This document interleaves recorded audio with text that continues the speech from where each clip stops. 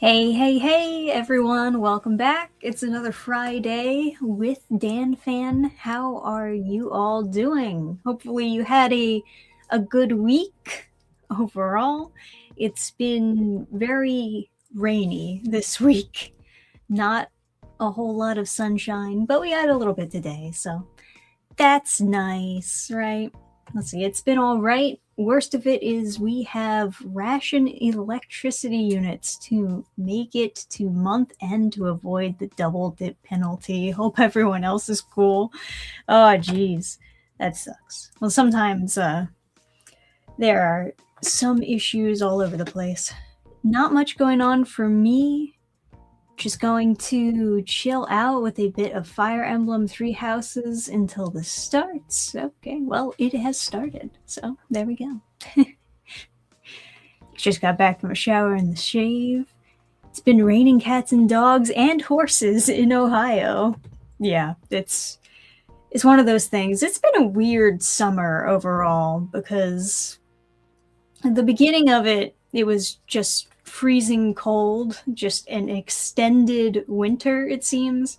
And now at the tail end of the summer, it's just all rain. So, bit odd, but I'll take it. It's fine.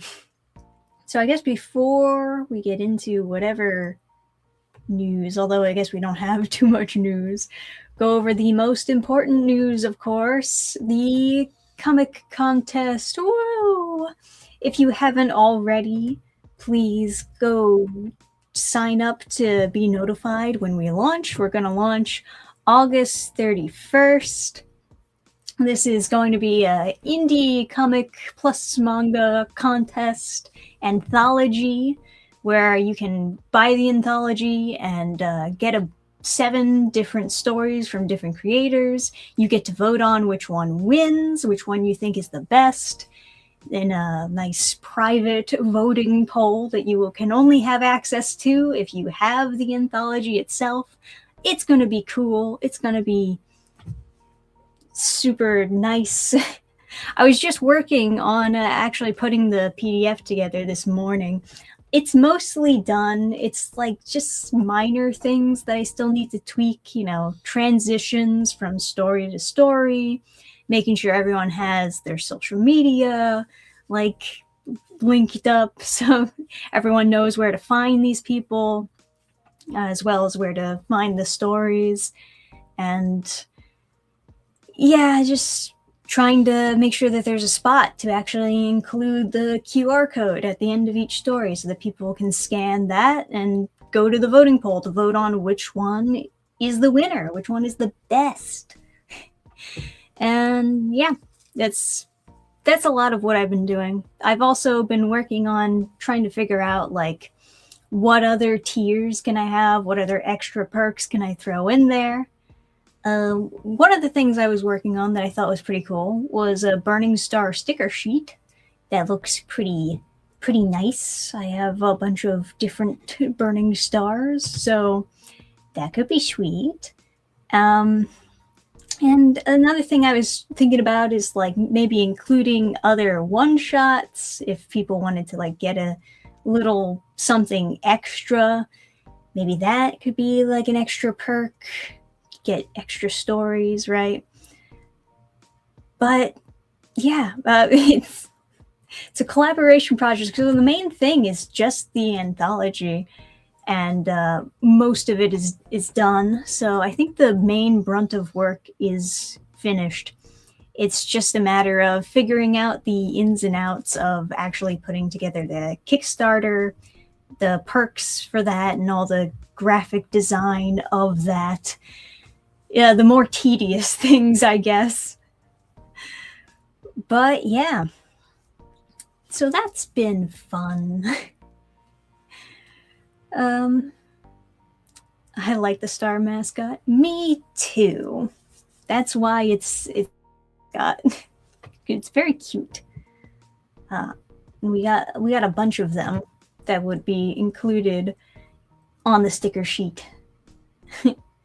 I think people would like it, especially as just like a little extra thing that you can pay a little extra to get.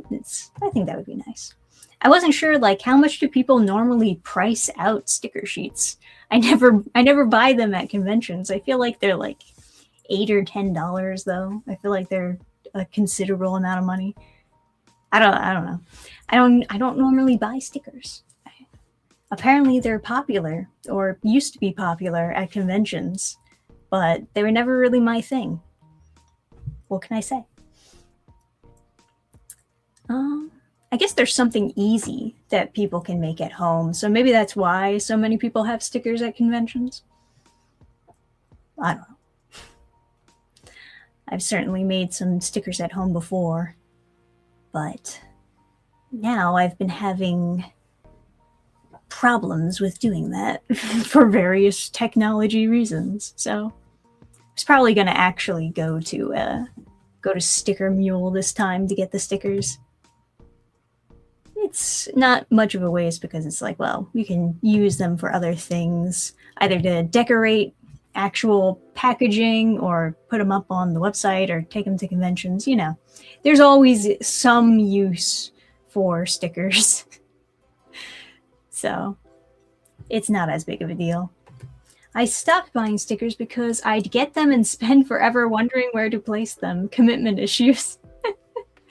Yeah, I get that too. I have like a bunch of random stickers. You know, you get like free stickers from places sometimes. And I don't know what to do with them. I mean, they're nice. They're nice stickers, but the only place I can really think of actually putting them is like on notebooks, I guess, is the main thing. Because I'm always getting more notebooks and more drawing pads and stuff like that. Because you know, when you're practicing art, you fill them up really quickly. So I guess you might as well decorate them with stickers, I guess. But yeah. Will you be using Back Me Bro for future campaigns? First time hearing about Back Me Bro.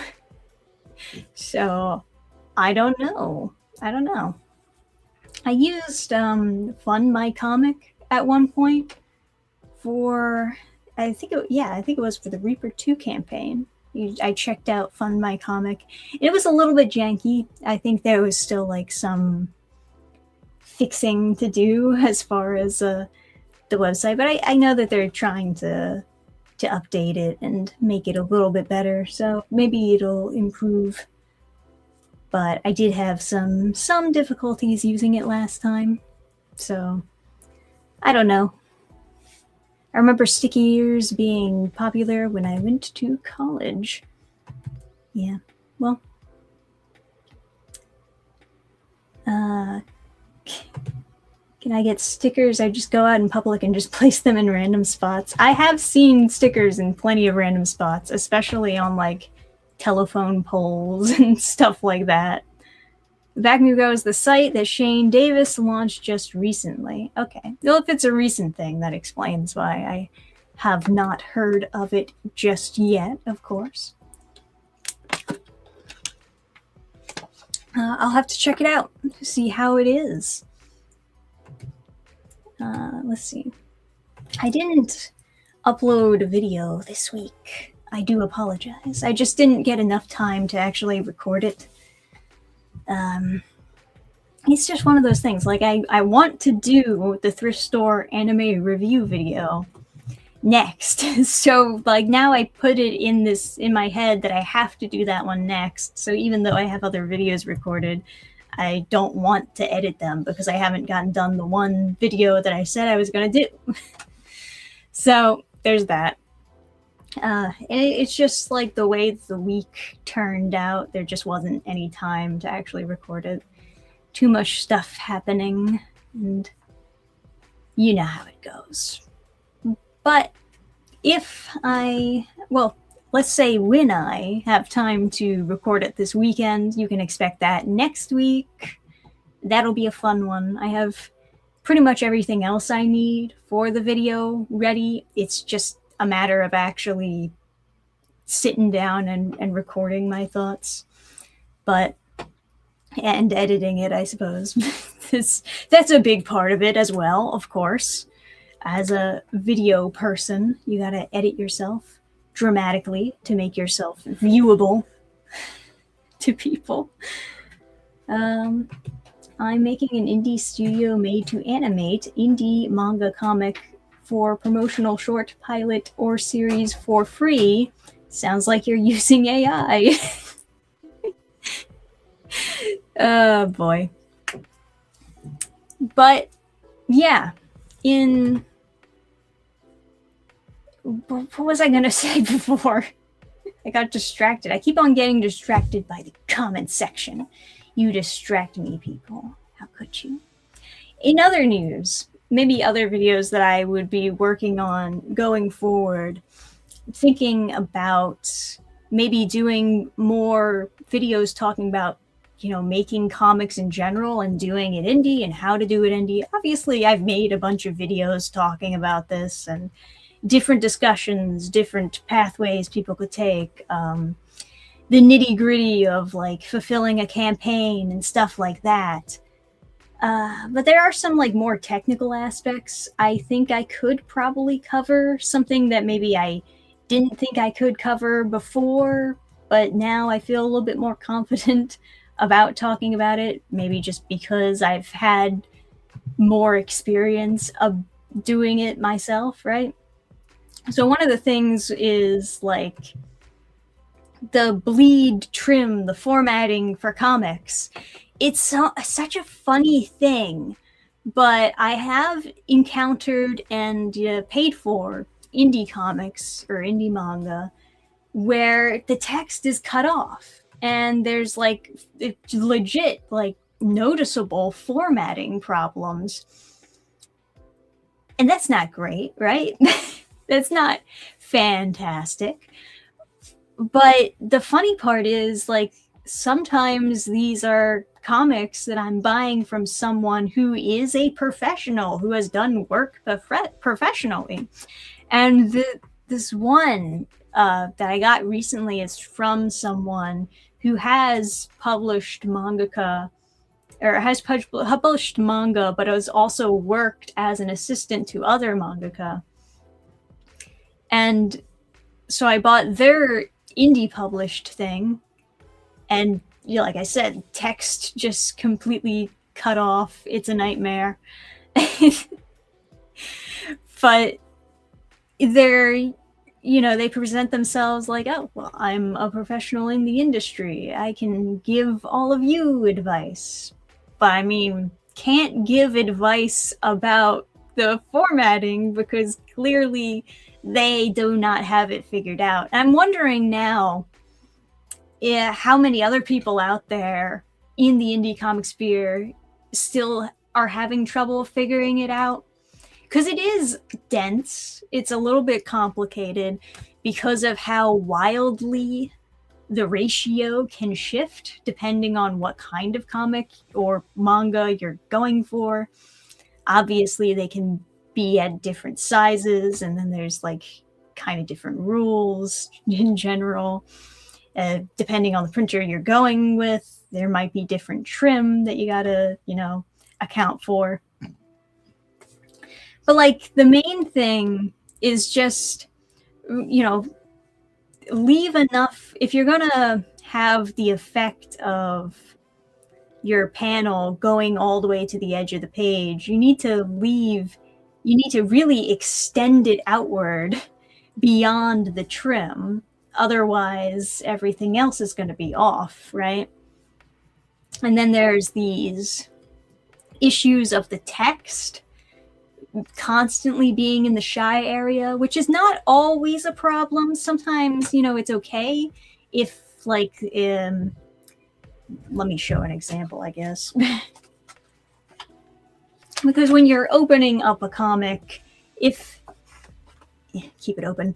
If it's on this page, it's okay for the text to be closer to the edge if it's closer to this edge. But if it's closer to this edge, then it's going to be hitting the spine, and then you're not going to be able to see it. So sometimes it's okay for the text to be in the shy area a little bit. It's never okay for it to be in the trim. That is a no-go. But sometimes it's okay for the text to be in the shy area. Usually, you want it to be you want all your text usually to be as much in the center as possible, because that is the safest place for the text, as well as, you know, important art. It's very risky whenever you want to put something really close to the edge. And there are artistic reasons for why you would want to do that, but it's risky. So I do hope that people account for that going forward. The Clip Studio tools for figuring out your formatting, it took me a while to really kind of understand how to use it exactly. I previously, when I had done printings of my other comics, I was using a template to just figure things out. And I think a lot of people who maybe don't use Clip Studio just use a template because it's just easier. But once I figured out Clip Studio's whole deal, I think I got a lot more comfortable in just using that. So hopefully I'll just use that from now on and won't encounter any problems. But yeah, I do want to, I guess, clear the air for some people. I think Burisuko also made a video, or a short. I think it was a short, just kind of briefly discussing about, you know, manga formatting, bleed trim, and all that stuff. I think it might be a good idea for me to just do a crash course and like discussing some problems that some people have. Another thing is, if you're getting into manga or black and white art or screen tones and stuff like that, monochrome is important. And what I mean by that is, a lot of people, when they're drawing on Clip Studio or whatever program you're drawing on, you're usually using grayscale line art. So when the line art that you draw has like that feathering effect, that's turning it, that's grayscale. So it's not really monochrome. And that can be difficult because traditionally anyways, manga is going to be printed in monochrome. So that is going to be converted for the printing process. And it's not going to look right. And for a lot of people, they're going to lose a lot of their line art if they don't make that switch or if they don't adjust. I have found workarounds for trying to, you know, without completely ruining the line art, just being able to switch it so that it's in monochrome. I found workarounds for that much later, too late, but it's just one of those things I think a lot of people don't account for because they like the feathering effect and they're not used to drawing these very, what's the word I would use? These very intense lines. But, you know, let's see. That sounds cool. I can never get enough informational videos on making comics, although there is a lot of good videos on the subject out there. The art of visual storytelling is its own beast. Yeah. Well, manga paneling. Oh, boy. I still need to learn a lot about their paneling styles in general, because that really is its own beast. Ooh, depending on what you're going for, the rules can change so dramatically. Messing up bleed and crop was a nightmare of mine as a designer. It happened twice and it wasn't nice. No, definitely not. What's your favorite time? What? You put one thing on top of another thing, then on top of another thing. Nice. Good questions. Taking time out to consult a designer with production expertise should be on the table because not all print houses will vet your work and warn you. Oh yeah, I would say like most do not. Most maybe do not.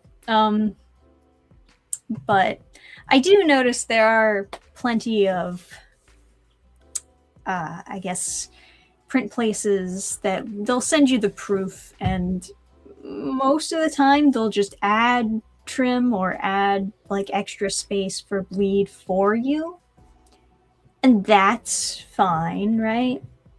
But yeah, I think for a lot of professionals who don't really know the basics about formatting or bleed or trim or anything, I think part of the reason is because maybe they just never had to deal with it before.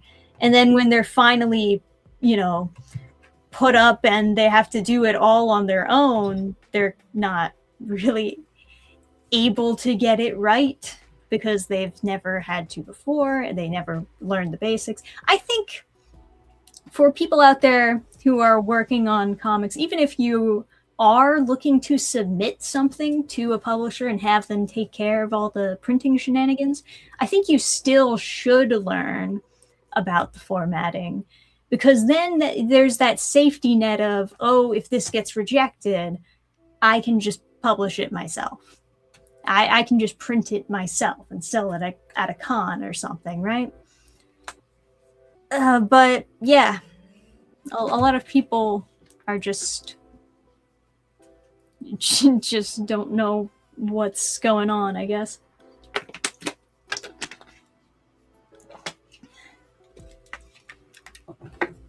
Let me see.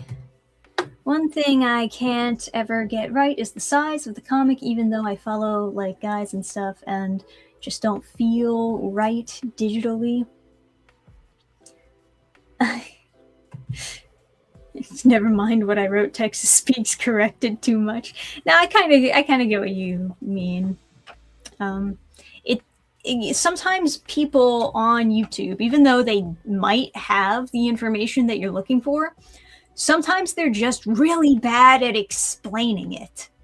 And they leave you completely confused. Or sometimes they just leave out details that you have questions about. Like one of the things that confused me about the Clip Studio thing is they have the safe area, the shy area, and the trim, but then they have this additional area outside of that, which I think you can get rid of, but the reason why that extra area is there is for notes or page numbers or, something for you personally to look at or your editors to look at, but it's not going to be printed at all. But a lot of people mistake that outside area for being trim. So that can be very confusing for people. They're like, what are all these different areas? What's going on here? That was one of the things that confused me when I was first like trying to figure out like, oh, what the heck is this going on here in Clip Studio? But then, yeah, later I figured it out. I solved the puzzle. But it took a long time to figure out that question, because when I would watch tutorials on the matter, they just wouldn't talk about it at all. They just acted like it wasn't there or whatever. I don't know. But yeah, sometimes you can do a lot of research on a subject and still not have the full picture, just because of the people who are giving out the information are just not good at explaining themselves. There is a huge difference between being intelligent is not the same as being a good teacher. Like, you can be smart, you can have all the information, you can know everything that you're doing, you can be a total expert and completely fail at trying to teach or explain any of that information to somebody else. It's like a whole separate talent to actually be able to teach the stuff that you know, or try to explain what you know, or, I'm not even that good at it, but I think where I maybe excel at is that I can try to make it very stupid simple. try to explain things more bluntly to people. And I think that maybe helps it click a little better. So it has been a while since I've done Dannphan's advice style videos where I talk about like the actual indie comic process. But there is like new stuff that I know about that I think would be worth sharing, especially some of the technical aspects there. Let's see, I choose a 7x10 page size standard. If I'm being deep down, I know I just have to make changes when I decide to print. It's a problem future. Yeah, I guess so. Oh, I'm sorry you're not having a good day so far. Yeah, hopefully we can fix that. We'll try to talk about some good news, I guess. Yeah. As someone who can't create his way out of a wet paper bag, I appreciate anyone who makes the attempt. Don't let anxiety rule you nor deprive the rest of us. Cheers. Well, that's nice. I'm glad you have some good motivation. Hey, Dan, you ever watch Roka no Yusha? No, I haven't actually. One of my friends is at New York Comic Con, and he every now and then he's just sending like us updates in a group chat, talking about all the stuff that they're announcing. And apparently, one of the exciting things is Siren. For those of you who've read that manga, that's getting an anime, and they had a surprise reveal at the comic convention. The mangaka themselves showed up as part of the panel. That's cool, right? I'm not big on Siren. I read like the first couple chapters a while back because I was like vaguely curious. I was like, oh, what's this on the Manga Plus app? I'll give it a shot. It sounds kind of interesting. But I don't know. Maybe it was just the wrong time to try to get into it. I was just kind of iffy on it, and I was like, maybe another day, another time. Not now, though. But you know how that goes. There's a couple different manga that I have been actually enjoying that are new. But yeah, what is there? They're monkey hunting. That's only. Is it called monkey hunting, or am I like monkey hunter? It's something of that type. Great art and like a very spooky premise, right? Although a little bit dry, perhaps, but it's got vibes. It's got general vibes. I'm only two chapters out so far. I'm willing to see where it goes. I'm also reading Underdoctor, Roku's House of Oddities. Stop, I'm Falling in Love with You. I would maybe classify it as just like diabetes manga. That's what they call it now. They call any romance manga where nothing bad happens, they call it diabetes manga because it's too sweet. It's too sweet. It's too nice. Nobody's cheating on each other. Ugh. But no, I just like it. I just like reading stuff that makes me feel good, actually. So, boo on you. Let's see. Ever read the Arms Peddler manga? If you do a review, I would love it because every review on YouTube is in Spanish. That's interesting. But there's an English version out. I guess for some reason Spanish people like it. That's so odd.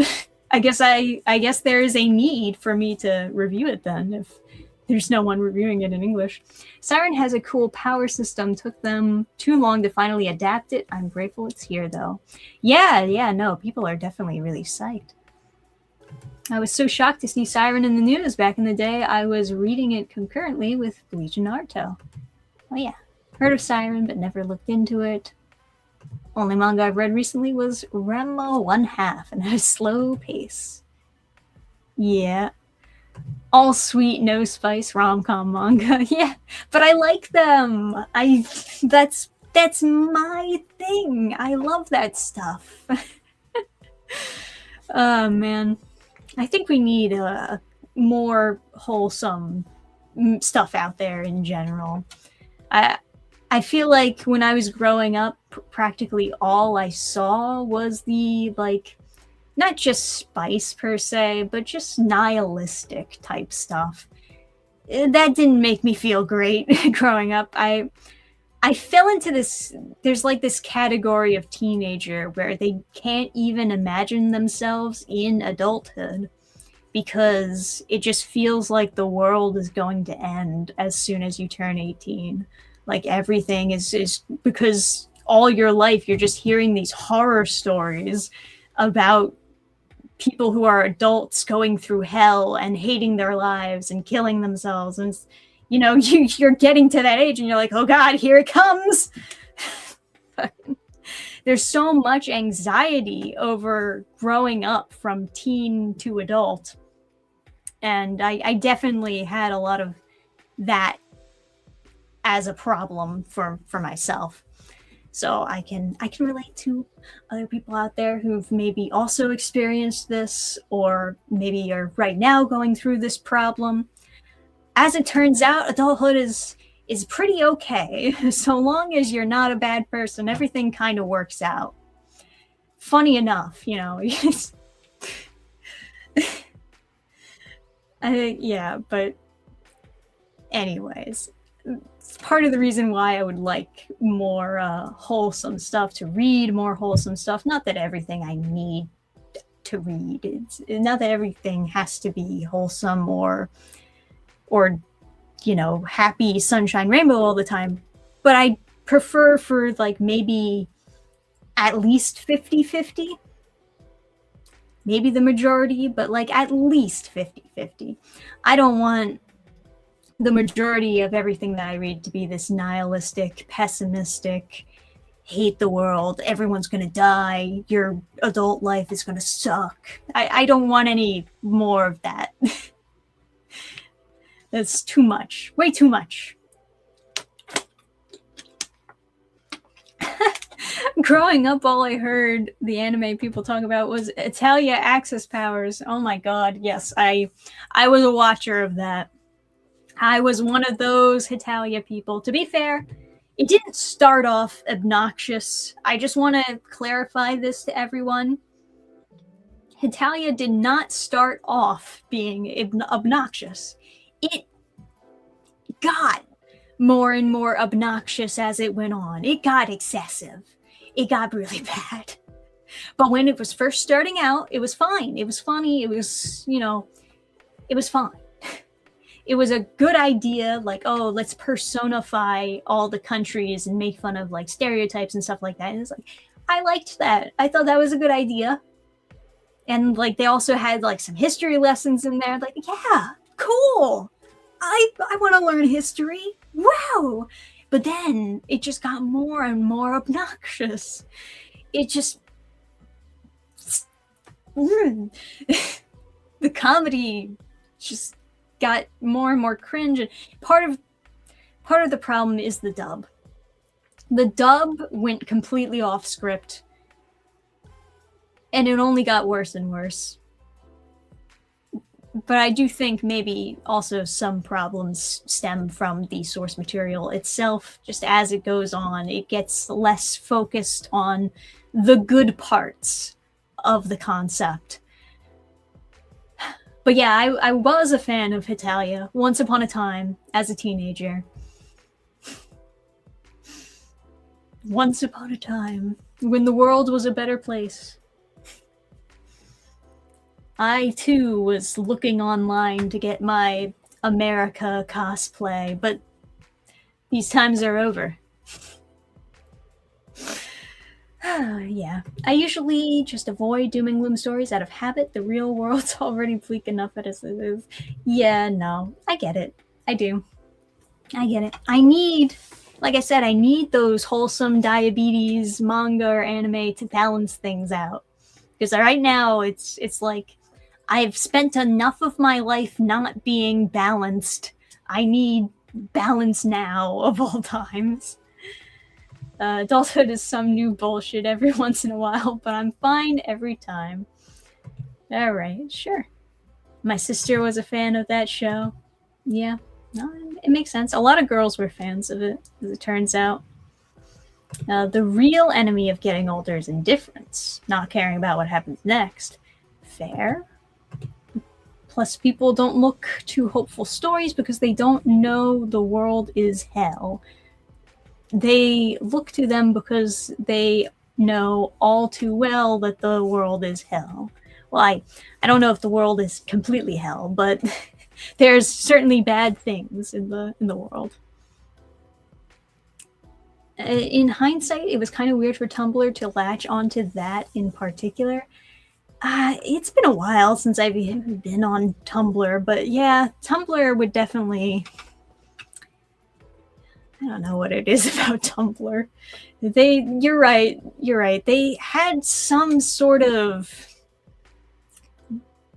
method from some of these older websites with finding these fandoms and expanding, kind of like an empire expanding territory. That was kind of what Tumblr would do with a lot of these fandoms. I don't know how, I don't really understand the psychology behind it, but that was a thing for sure. Tumblr is still around, funny enough. And I hear that it's better than it used to be, but I deleted my Tumblr account a long time ago. So I have no idea what's going on currently. Sorry, I read this content. Have you heard of the story of the Germany cosplay meetup in the front of the Holocaust Memorial? No, I haven't. But I think you've said enough. Oh, okay. That's great. Not even mad.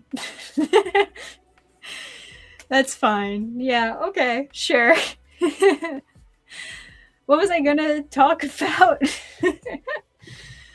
Oh, there's another new manga that I checked out. Well, I guess it was kind of a long time ago, but time just flies by so fast I can't keep up sometimes. So, the person who... Maybe I talked about this on another stream. Yeah, maybe I didn't. The person who did No Name for Manga Plus creators? He won, right? He was the first to win gold, and other people, or at least one other person, has won gold since then. But now he's got this new manga coming out, and he posted the first chapter for free online. So that was kind of interesting. Let me pull up dude's Twitter. So is Brain Alive? Now, very sick trailer we got here. I gotta find somebody who can make me trailers like this. I mean, I guess I can, but it takes so long and I'm busy. I want someone else to make the trailer for me. But anyway, so I read the first chapter of this because he posted it for free. And this is like the new series that he's trying to cook up. I do believe it's gonna be published with an official... let's see. Yeah, so it's gonna be serialized in Japan. So it's fine. Like, I think the premise of it is interesting, but it is basically just an isekai. It is basically just another isekai, video gamey mechanics. The premise itself is a little bit interesting, but yeah, the issue is it holds itself back by once the main character gets isekai'd, it has to go through the same old tired tropes of like how main character reacts to being isekai. Like, oh, what the heck is going on? This is just like the game. I must be dreaming. Oh. He goes through and then like I don't know, however many pages later, he's like, oh, I don't think this is a dream. Oh. And it's like whatever. It's tiring. And that's the majority of the first chapter. That's the real problem. The most interesting parts of the first chapter are not the majority. It's not where the focus is. There's so much focus over I don't think we're in Kansas anymore, Toto. And it's not even as though the world itself is that interesting. He's not getting isekai'd into an interesting world. It's basically just Dark Souls.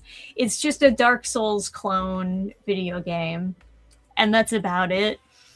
And as far as I can tell, there's not much of anything unique there that would spark that type of reaction to be like, whoa, The writing for the main character itself, I'm not really a huge fan of how the main character talks, but there are interesting parts of this concept. It's just, it's not about the game. The game is the least interesting part.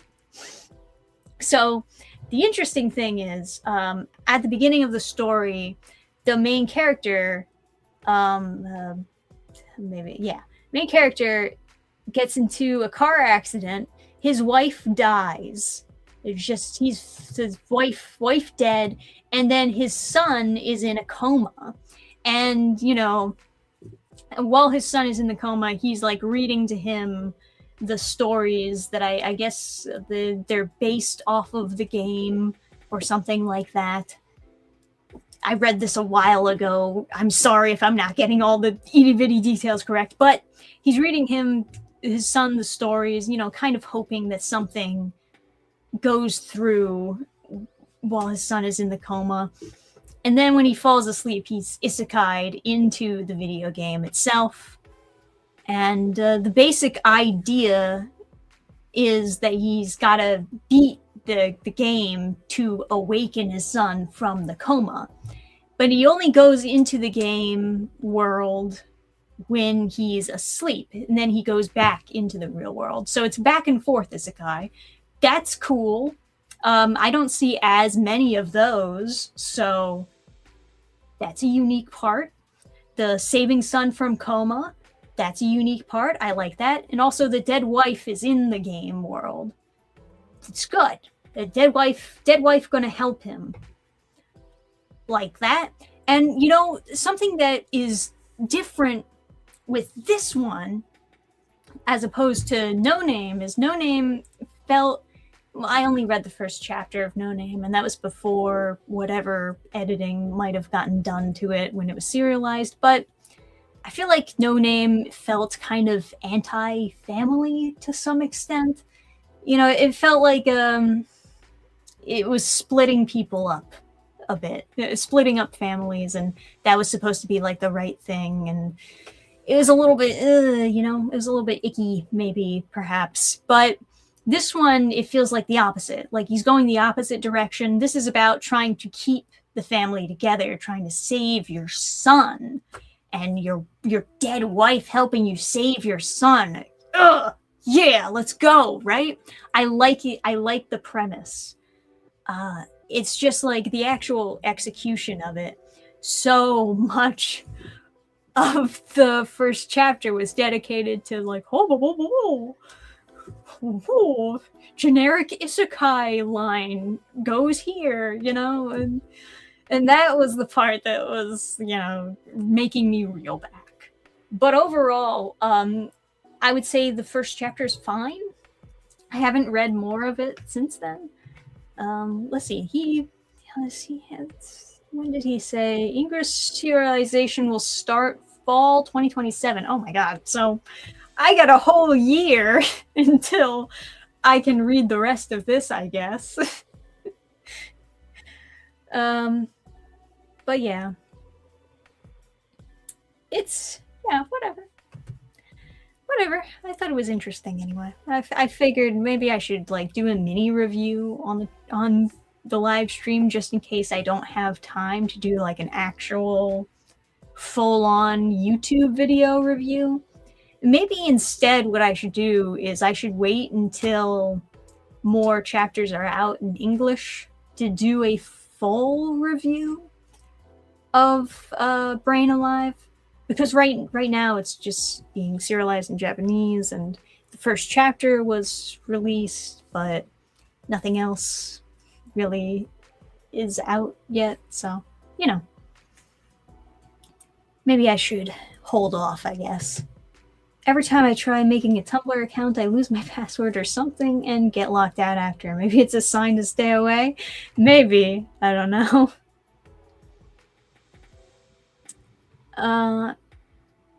He was always better than you. Okay, cool. The connections, Raphael, Jackie, and Machine Gaimu made in Japan from No Name will serve them well. Oh, I'm sure.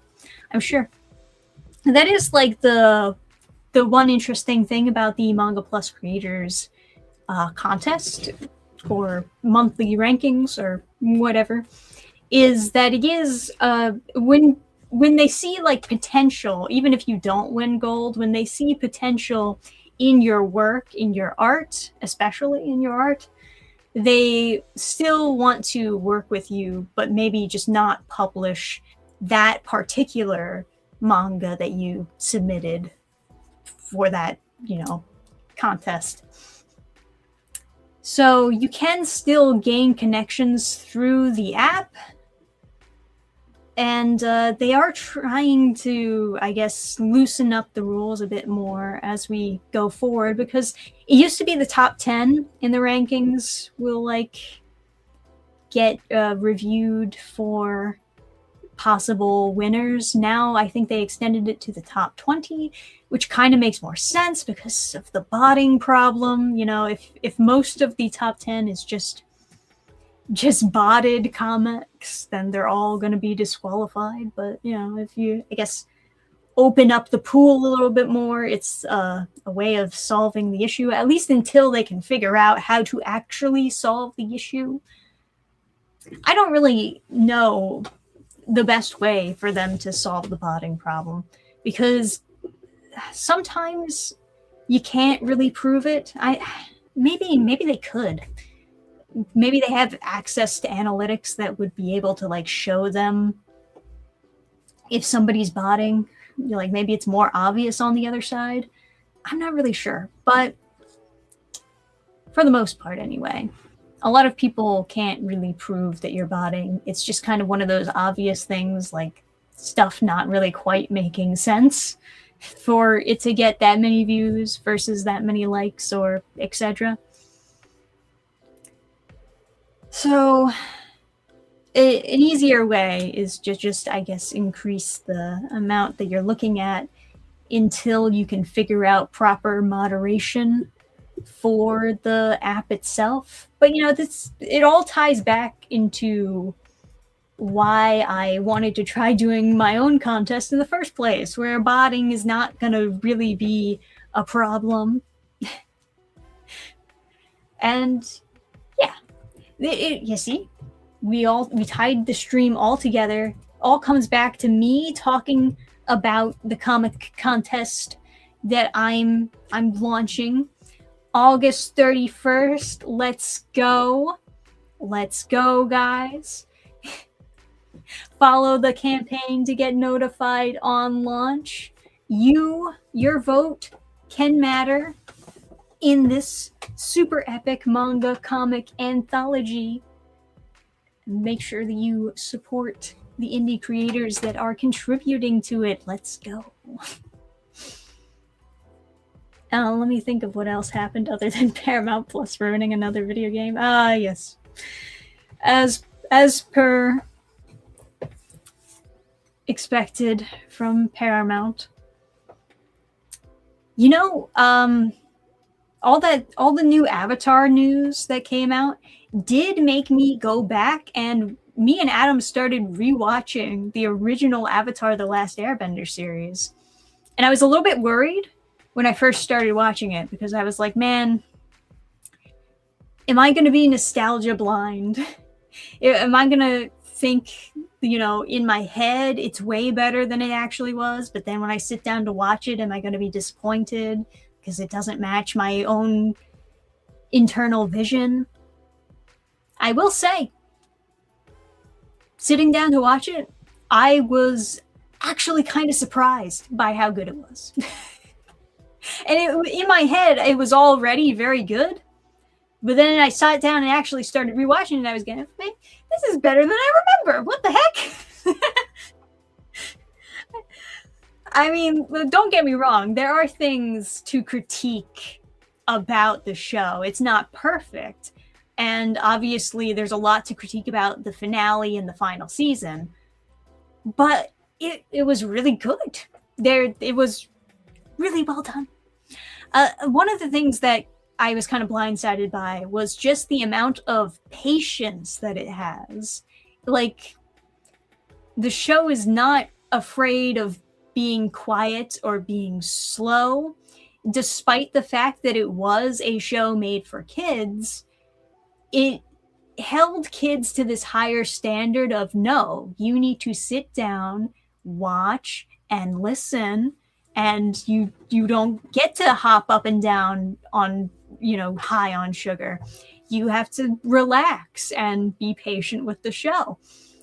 And God, do we need more shows like that?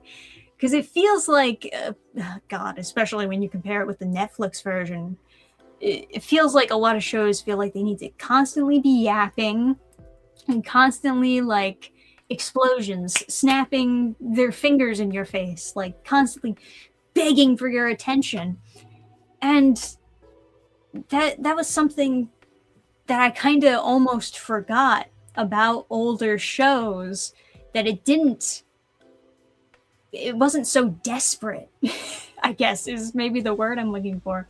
It wasn't so desperate for your attention. It wasn't trying to use these cheap tricks to get you to look at the show all the time.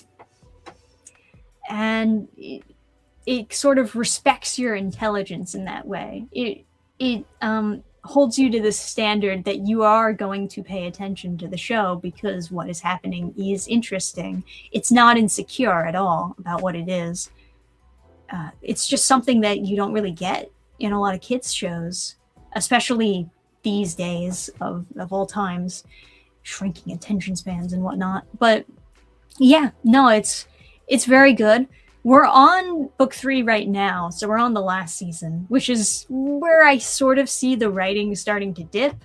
But even with that subtle dip in writing, it's still good. It's still up there.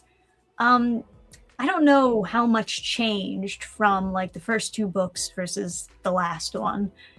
But I would be willing to bet that there were some writers that changed, just because of how characters are interpreted. Don't really, you know, sometimes some of the lore does not line up with what was previously established in the first 2 seasons. Like,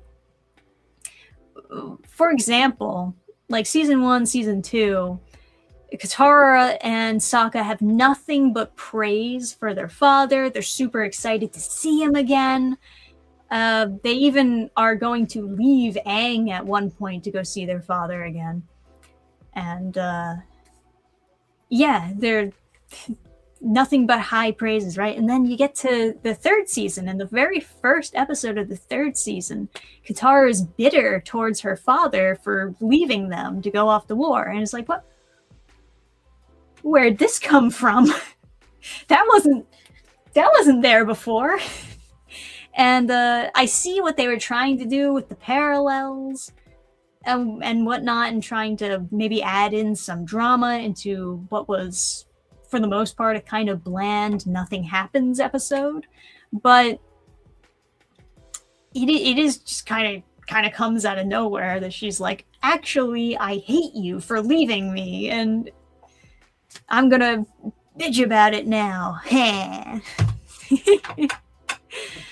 Oh man. But it's not as though only season 3 has issues, because obviously there's some weird stuff in it that goes all the way back from the first season. But like, yeah, it is a very good show, for sure.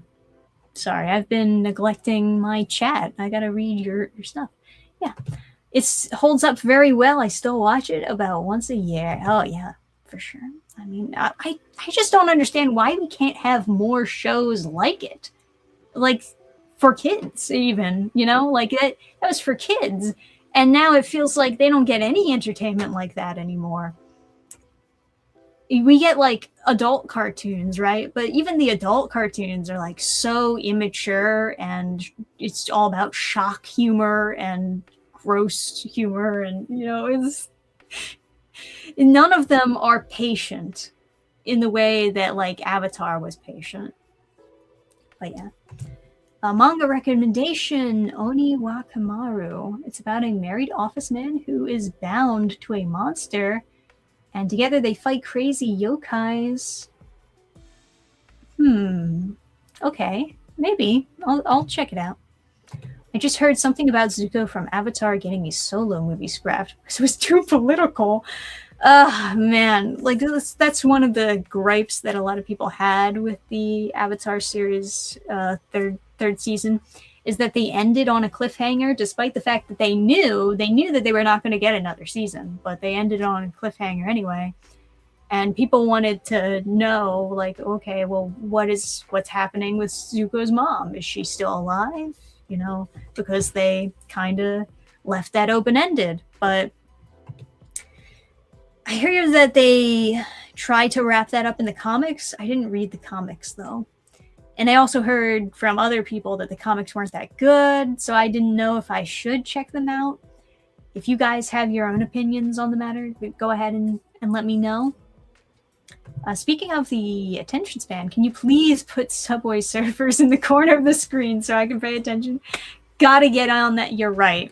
You see, it's always more difficult to do these live streams and be entertaining because I'm not editing the video footage down so that I'm speaking faster and not taking breaths in between and not popping in and out, not zooming around with explosion effects. So nobody wants to listen. Oh, no.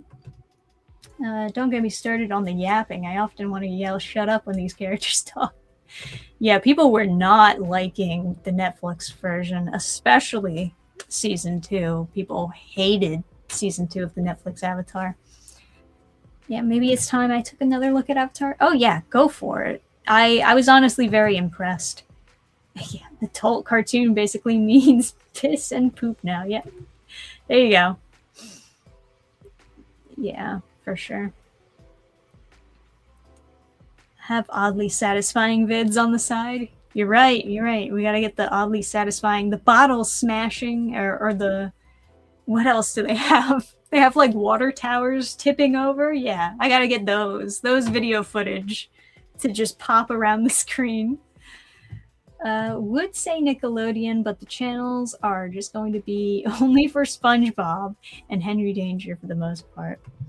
Yeah, I do think that they're still doubling down on that formula of show as much SpongeBob as possible. It's just funny how that works out, huh? Well, some cartoon channels are just straight up going to go extinct. Like, they've been talking about shutting Cartoon Network down for a while now.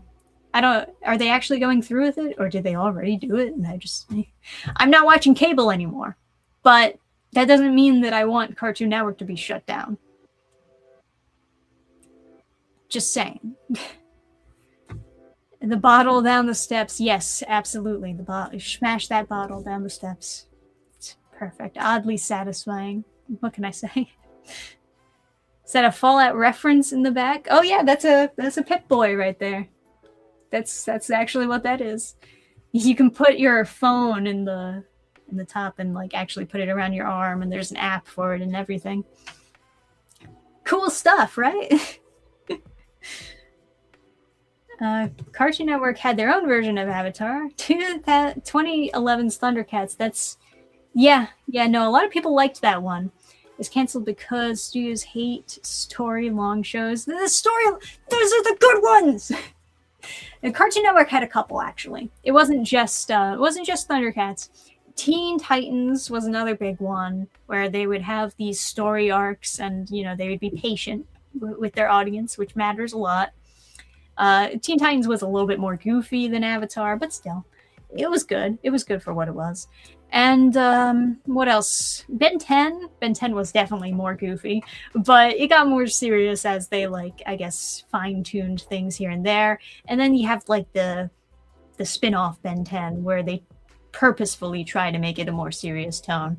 Although I didn't finish that one. I remember watching the original Ben 10 though, and I did really enjoy that show growing up.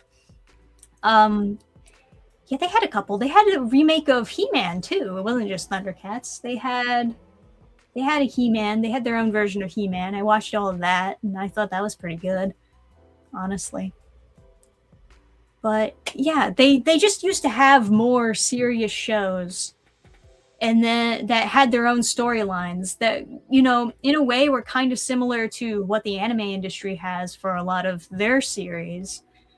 But the main difference is America, for whatever reason, just gave up trying to make those. And Japan leaned into it, and now they're eating our lunch. I don't know, man. I guess wrong time, wrong place. I'm not really sure. I'm not really sure what the reasoning for it is, but I do wish that American studios didn't give up on those types of shows that were, story-centric, character-centric, patient, well-written, and also kid-friendly. It's like whenever they want to do a story-centric cartoon nowadays, it has to be for adults, and it has to be super edgy, and everyone needs to say fuck a lot. And then they just make it, super immature. It's fucking stupid. Anyway. But no, I'll finish up the original Avatar, and then maybe I think I was going to check out the Avatar Aang movie, although haven't really heard good things about it so far. But even so, I feel like I should check it out anyway. And maybe when I'm done watching the original Avatar, I'll be more in the mood to rip the Band-Aid off and watch it. And, maybe I'll be in the Aang mood, right? I'll be like, yeah, I like that character. Time to watch him in a bad movie now. Yeah, and then we got Teen Titans Go. You're 100% right. 100% right. That it's just what I'm talking about, where we used to have these really well-written, story-driven, patient cartoons, and then we turned Teen Titans into Teen Titans Go. Exactly. You get it. Which He-Man remake? There's two of them. Well, the one from the 2000s. I don't know, man. I think they're all just called the same thing. I think it's all the shows are just called He-Man Masters of the Universe. It's just the year that it came out is different. Hang on. Maybe I can find the exact year.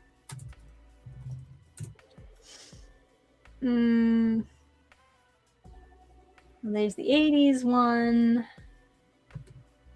2002. That's gotta be it. Yeah, I'm not talking about the Netflix ones at all. It's the 2002 one that I remember. It was on Cartoon Network Toonami. That one was good. That one was a good one. I've watched some of the original He-Man too.